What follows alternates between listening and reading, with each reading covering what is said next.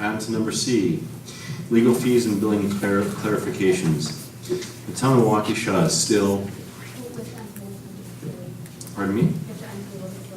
Oh. Is there a motion to untable legal fees?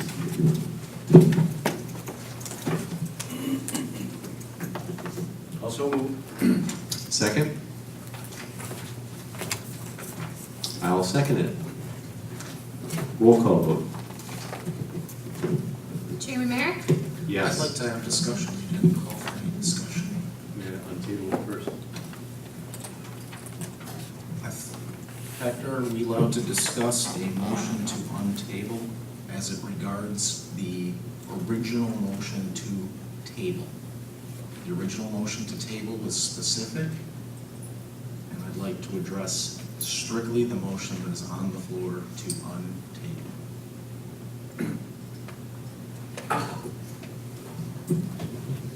In other words, you're asking whether the motion to untable is debatable? Yes. Okay, I'm gonna have to consult Robert's off the top of my head, I can't tell you that. Anybody bring the purple book? I sleep with it. Yeah. The one time I didn't bring it. Me too.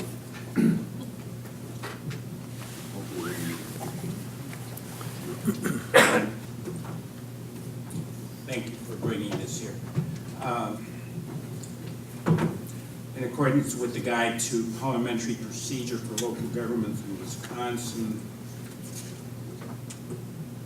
copyrighted 1998,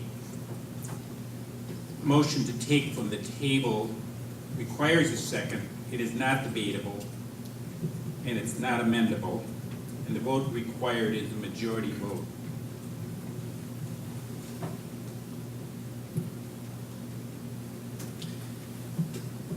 So we have a motion to untable and a second. Sure. Chairman Merrick? Yes. Supervisor Banske? Yes. Supervisor Wolf? Yes. Supervisor Banske? Yes. Supervisor Fisher? Yes. All right. 5C, legal fees and billings clarifications.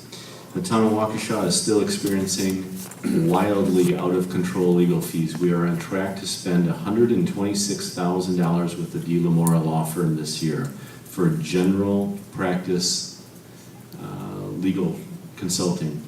Most of the towns around us spend a fraction of that. Town of Norway has $11,000 budgeted. Town of Oconomowoc spent $15,000 last year. Town of Genesee is experiencing some specific litigation, and their legal costs are also out of control. They're going to spend almost $40,000 this year. Our legal fees are still spiraling out of control, and I think a lot of that is due to what I look at in the billings as duplication of services, and I think we should be taking a very, very close look at that and protecting the town's taxpayers' funds that we are entrusted to oversee.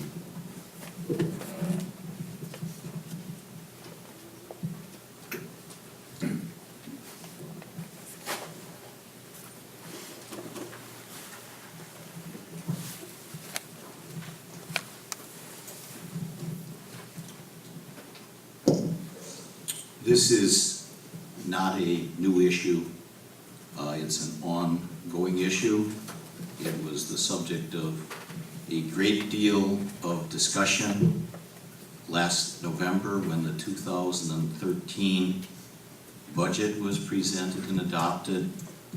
My big picture concern at that point in time, and Joe, I will compliment you for putting together a very nice presentation with pie charts. I didn't agree with some of the substance issues, but very nicely presented. You may recall, because I clearly do, that you argued in favor of $120,000 for legal services. Your pie chart had $60,000 for general purposes, legal services. $30,000 earmarked for litigation with the town of Brookfield on the incorporation effort, and $30,000 allocated for legal issues with the city of Waukesha with regard to water issues. The good news is that it appears as though the hemorrhaging of money for legal fees, some of which is justified on the town of Brookfield matter, is over or close to being over. I don't know what the number is on that, but between the Dale Mora law firm and Mr. Zeineman in Washington,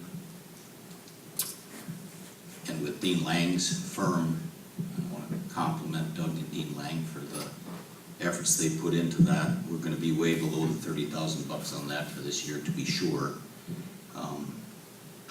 I don't know how much has been attributed to the $30,000 allocation for water issues with the city of Waukesha, but it ought not be much, and my belief is there ought not be legal expense, hopefully none, very insignificant, at least for the balance of this year. So we should be looking at spending $60,000 for 2013 for general purpose legal funds, which I think is high, plus a bit for those other things. And the reality of it is, I ran just quickly for just the general purpose legal fee stuff for January, February, March, April, and May, 5 months of billing, and we're between $60,000 and $61,000 already. I think that's how Chairman Barrett extrapolates to over $120,000. It is way, way out of control. And that should, in my judgment, be something that every member of this board ought to take seriously, and we need to get to the bottom of it and find out what's going on. It is by far the most out of control portion of our entire town budget. It absolutely commands our attention as responsible stewards of the town's money. So what are we going to do about it? Point. Ironically, I don't know, for you folks out in the audience, it is our duty as supervisors to go through the bills, acknowledge them, review them, see where we're spending our money, and then initial them. That's the green light to pay them after we authorize the payments of the bills at the meetings. Ironically, I reviewed a bill just at 6 o'clock this evening. On that particular bill was a charge out to our attorney, in respect to a Saturday meeting out in the town firehouse. That was called, John Merrick made that call. We were billed for his communication on a meeting out there on a Saturday morning, okay? There's also another bill out there for $3,500 from 3 attorneys. Some of these bills, believe it or not, that Mr. Chair, Mr. Merrick is indicating, he's very, very much responsible for. He instigated, motivates them, and his name is on the invoice as being part of the charges. And yes, in that position, it's the cost of doing business on certain items. But there are items on there that are questionable. And if we're going to put all the cards on the table, well, let me rephrase that. We don't want to use those catchy phrases. If we want to talk about everything, those individual items should be brought up and presented to and perhaps taken off of that $61,000 from January through and including May. That's an important part of that dollar figure. So let's give that some respect also. Mike, could you tell me what bills I've incurred that are questionable, please? There is one in today's stack, sir. Tell me. That was a private meeting organized by yourself and Christine Lufter, a private resident. And attorney-generated bills in direct relation, according to that billing, by calls made by you to him to review things for that meeting, in preparation for that meeting. Oh, I disagree, Joe. Hector, it says on the bill that you reviewed things and had phone conversations with John Merrick in preparation for the open forum meeting that was held on Saturday. That was Chris Lufter, my neighbor's deal. Jamie wanted to verify whether or not she needed to record the meeting and take minutes. It wasn't an official meeting. I agree. But the calls are happening with you. It references your name. It doesn't say, Jamie called me to see if there was a meeting that she needed to attend. It says, call with John Merrick. It says, review of notice for open forum meeting with John Merrick. I mean, it's a little blurb. That meeting should never have been, it was an important conversation for this community to have, but it was a conversation for this community to have. It was not a town board action. It was not, should not be legitimized as a town board action.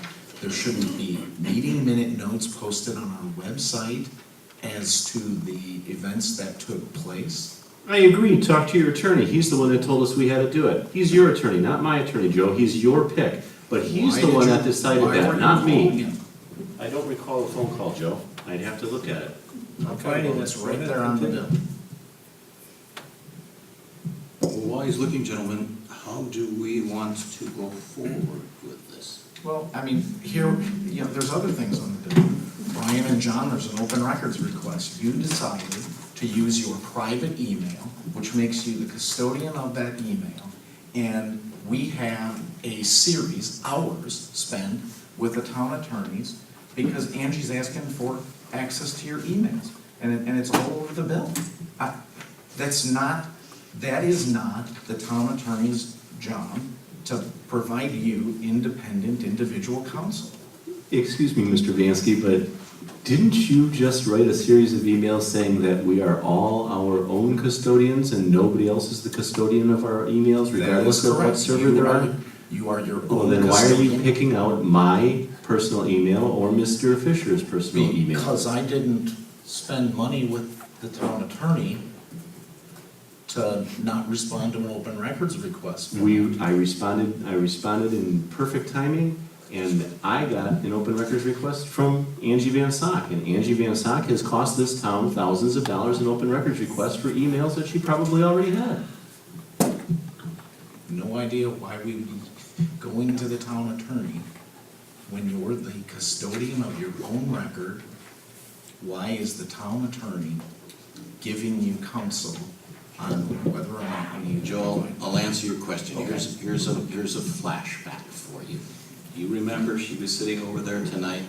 Sarah Pryor made requests of 5 members of the board, of which you were one and I was one, on August 15th of last year.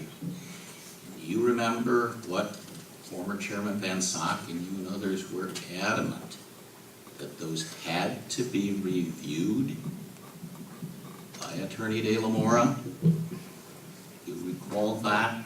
And the big brouhaha on that is because Everett German turned his over without letting the town review them and redact them. Do you recall that? Certainly, and I also recall that you were adamant that these items, and John was very vocal, that these items needed no redaction, that they should simply have been provided. Why are you waiting? What are you Joe waiting Banske, for? I was the first one.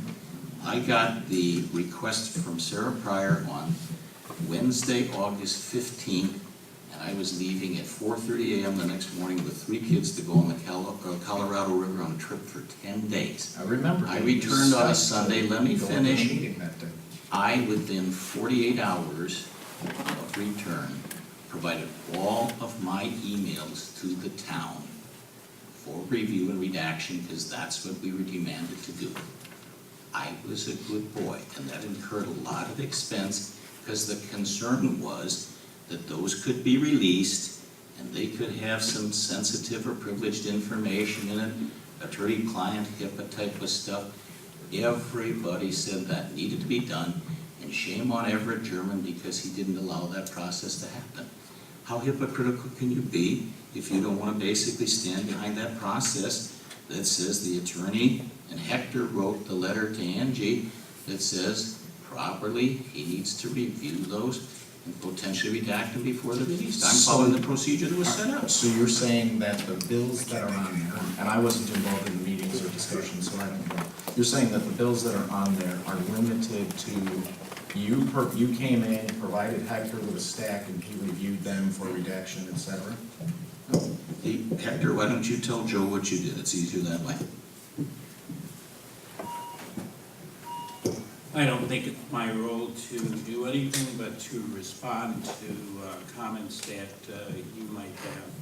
I do not feel it's appropriate for me to attempt to reconstruct the past history. Our firm, as each of you know, by virtue of what just had been indicated with regards to the review of the bills, see in detail what invoices we submit. And I have to tell you that until Chairman Merrick put this item on the agenda last month, no one has discussed this matter with me. At my request, Mr. Merrick graciously agreed to meet with me on Tuesday. We had a discussion, and I'm prepared to talk about that. But as far as reconstructing history for you gentlemen, I'm sorry, I just don't have the ability to do that for you. Why don't you go characterize the conversation you had with Joe? Let's hear what that was about, because I'm curious. Well, first of all, when this item appeared on the agenda last month, I called Jamie because I had not received any information and I wanted to be prepared to be responsive. And the clerk told me that that was something that I had to take up with Mr. Merrick.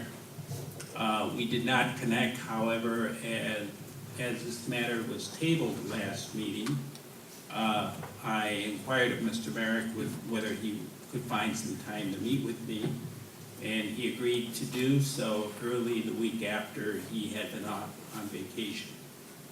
And while the meeting was delayed a little bit, and a good chunk of the meeting, which I indicated to Mr. Merrick was going to be on my nickel, really had to do with other town matters.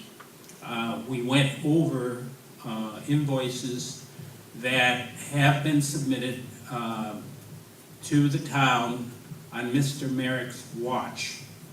And I have them here, and I pointed out to him, and I don't know that you can see very well, but I'll be happy to pass out, that I highlighted in yellow a lot of the charges which were invoiced to the town, which ordinarily pertain to matters that were brought by applicants before the town. For example, the Walmart project. Another example, the Walgreens project. And I attempted to point out to him that while he could, and we did not use these words, but I attempted to point out to him that arithmetically, while he might come up with a large number, the true net cost to the town is considerably less than what appears on the invoice. If the town is appropriately requesting of anyone who comes in for a zoning change that they enter into a memorandum of understanding. The memorandum of understanding procedure, as it had been described to me, because I do not administer that, is one whereby there is a request by an individual for a particular consideration that isn't of a general nature, and the individual has to sign a memorandum of understanding saying that he or she will be responsible for the consultant's fees that the town incurs. And the consultant fees include not only the attorney, but the engineer and the planner. And I also pointed out to Mr. Merrick that this is something that is very commonly done in other towns, and that is the way that they manage their legal bills. I do not have any responsibility nor knowledge as to what kind of chargeback is taking place, but I submit to you that if you were to examine my invoices, there would be a considerable amount of chargeback. Secondly, I indicated to Mr. Merrick, and I'm just paging through here, and again, every month we submit multiple detailed bills. And quite frankly, I take a great deal of pride in the amount of information that we provide. Because I, like you, do not like to get an invoice that reads for services rendered X number of dollars. And we detail who has done the work, what the nature of the work has been, and the amount of time spent. Now you'll see here that I have marked in black, and also you'll see in the bills that we have highlighted in black. Time that we have spent on behalf of the town that the town has not been charged for. It's been done as a courtesy to the town because we want to try to provide the best service possible. In addition, while it did not come up in our discussion, I had sent to Jamie and to Mr. Merrick a copy of a memo where, and I'll pass copies out in case you don't have them, where basically my firm ate $1,350 worth of time with regards to an ethics opinion that we were asked to provide. And there had been considerable discussion between Mr. Merrick and myself as to the appropriateness of this ethics opinion because he had not been consulted about it. And I indicated to him that it had been requested by a town supervisor and that under state law, this information needed to be maintained confidential. And so, in an effort to deal with the situation in an honorable fashion, I indicated to Mr. Merrick that rather than having him feel awkward about our firm doing work that he did not know the details of, that, and because I was not in a position to disclose that information to him, that I would basically absorb the entire cost. If you look back at the records that predated the new administration, you will also find, and here's another set of bills, where you see the black marks, where we basically absorb a lot of the time. And while it is true that Mr. Merrick was able to point out some situations where Mr. Hofer, who is here tonight, and incidentally, he is here at no cost to the town, as he had been here on other occasions, we attempt to monitor the information coming to us from the town so that we can be responsive. To date, we have tried to follow a policy of being able to allow anybody from the town, and more often than not, it's the clerk who calls, to be able to reach somebody so that information can be provided promptly rather than people getting back to her the next day or some hours later. Because we consider ourselves as being in the business of providing legal services.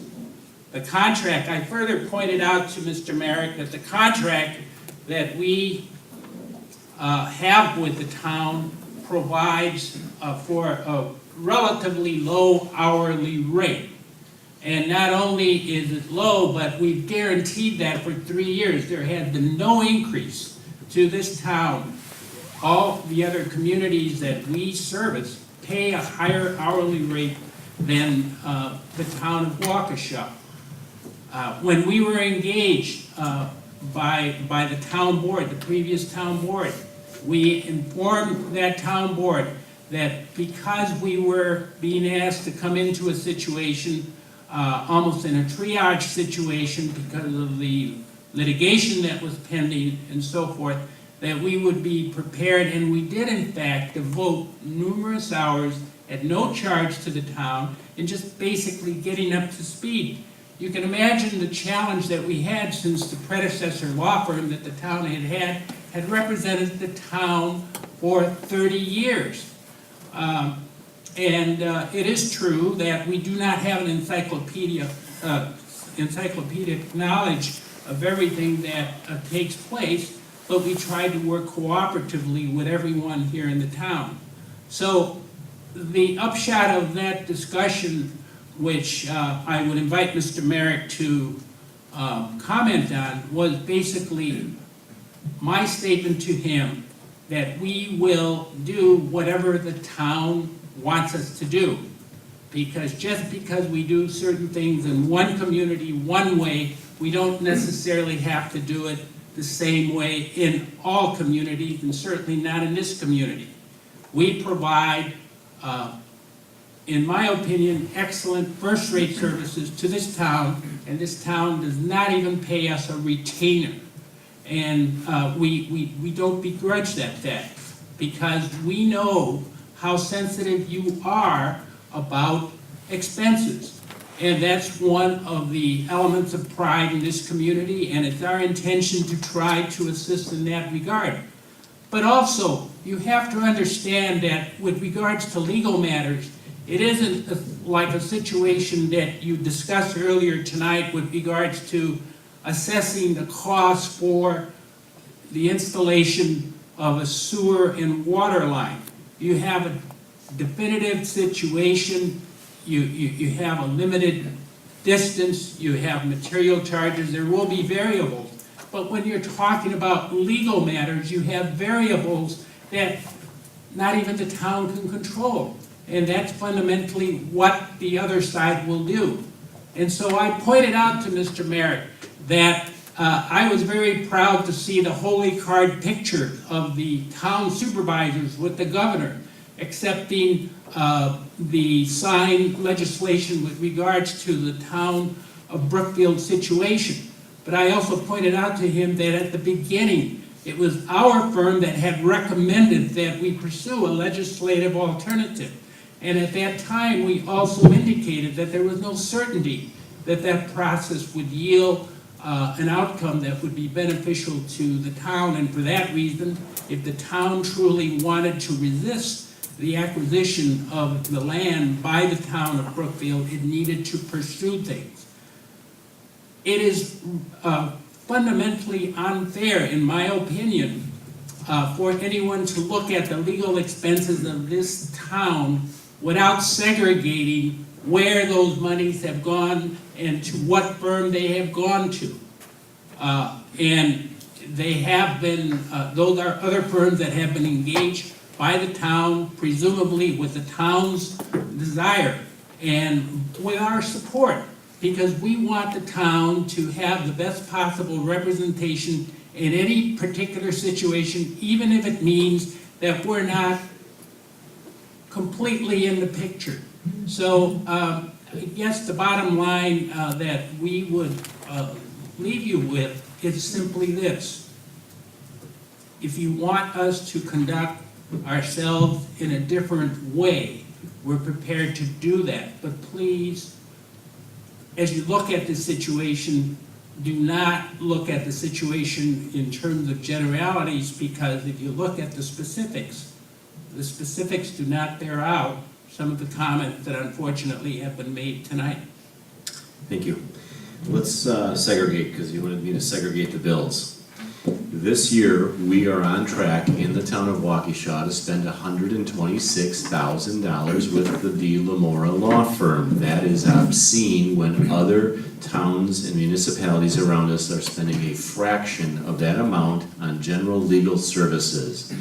And for Mike Laska, you to point out that I may be responsible for a quarter of an hour or something like that, when you and the previous board were responsible for nearly $1 million in legal fees in the last 3 years, is disingenuous. All right. This discussion is just nothing more than the continuation to badger our attorney. So what do you want to do moving forward in order to get our legal fees under control, or are you happy with where we're at?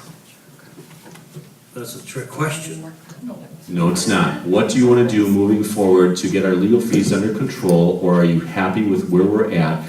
Or should we get back to where we used to be prior to this nonsense when we spent $30,000 or $40,000 a year on legal fees? It's no secret that the first meeting you called was to try to obtain a new attorney, your guy. That was under Joe Banske's guidance when we met in the bar and he suggested that we get John Macy, and then he backdoored me. Oh, gosh.